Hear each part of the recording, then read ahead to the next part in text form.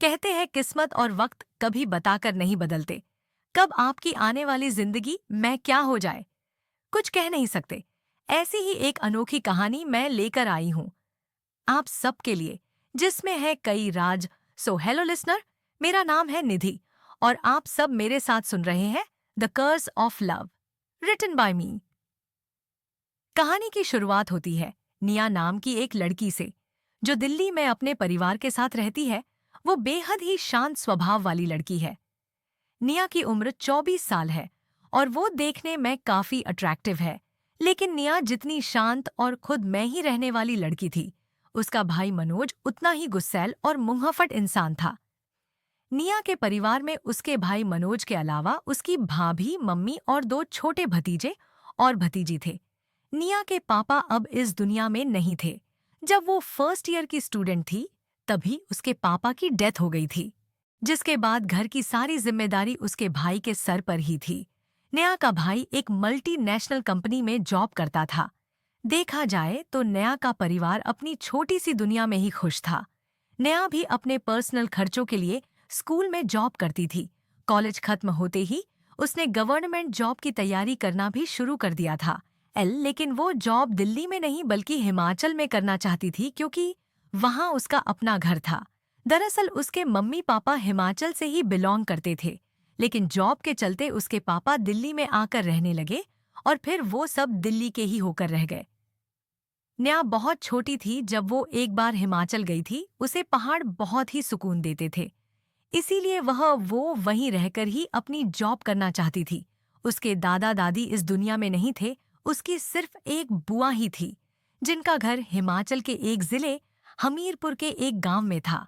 उसके पापा की डेथ के बाद तो वो कभी वहां गए ही नहीं। उसके दिल्ली से जाकर हिमाचल जाने की एक बड़ी वजह कुछ और भी थी, और वो था एक शख्स जिससे वो बहुत ज्यादा नफरत करती थी और उससे दूर जाना चाहती थी। जब भी निया अपनी मम्मी से अपने गांव जाने की बात करती, तो उसकी मम्मी उसकी बात को हमेशा टाल दिया करती थी। उसने भी कभी अपने मम्मी से इसकी वजह नहीं पूछी। निधि शुरू से ही टीचिंग लाइन में अपना कैरियर बनाना चाहती थी, इसलिए उसने हिमाचल में ही गवर्नमेंट जॉब के एग्जाम भरना शुरू कर दिए। उसने टीचिंग में ही कमीशन दिया था, जिसके रिजल्ट का वह इंतजार कर रही थी। आज रिजल्ट का दिन था और नया अपना लैपटॉप लेकर अपना रोल नंबर चेक कर रही थी। वो अपना रिजल्ट चेक कर ही रही थी कि तभी उसकी फ्रेंड सोनिया का कॉल आया और उसने उसे पूछा कि कैसा रहा तेरा रिजल्ट नया। सोनिया के पूछने पर नया ने सोनिया से कहा कि मैं बस अभी देख ही रही हूँ, तुझे बताती हूँ। ये कहकर उसने कॉल को कट कर दिया और फिर अपना रिजल्ट चेक करने लगी। उसने जब रिजल्ट में अपना नाम देखा, तो वो खुशी से चिल्ला उठी और भागते हुए अपनी मम्मा के कमरे में गई और उनसे गले लगते हुए बोली कि मम्मा, मैंने कमीशन क्लियर कर लिया है। ये सुनकर उसकी भाभी भी रूम से बाहर आ गई और उसे कांग्रेचुलेशन कहने लगी। शाम को जब मनोज घर आया, तो जब उसे पता लगा कि निया का रिजल्ट आ चुका है, तो वो भी उसके लिए बहुत खुश था। निया के भाई भाभी दोनों ही खुश थे, लेकिन उन दोनों की खुशी की वजह अलग अलग थी। निया का भाई मनोज जहां इस बात को लेकर खुश था कि अब उसकी बहन अपने पैरों पर खड़ी हो चुकी है, वहीं निया की ई भाभी इस बात को लेकर खुश थी कि चलो इस लड़की से जान तो छुट्टी। अब यह और इसकी माँ, ये दोनों इस घर को छोड़कर चले जाएंगे। उसे बहुत ही अच्छा लग रहा था। सोनिया भी उसकी खुशी में शामिल होने के लिए उसके घर आ चुकी थी। फिर वो सभी घर से निकलकर बाहर डिनर करने चले गए।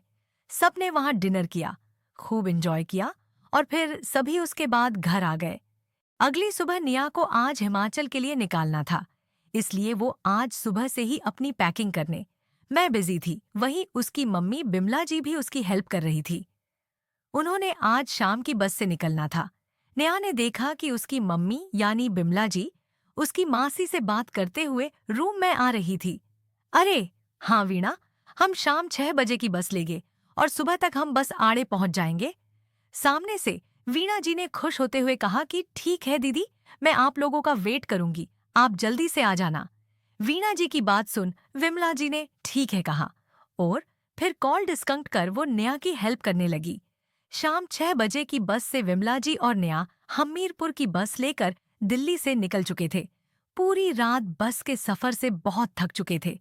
सुबह जब निया और विमला जी हमीरपुर पहुंचे तो उनकी आंखों में थकान साफ दिखाई दे रही थम। वीणा जी विमला जी और निया को लेने के लिए आ चुकी थी।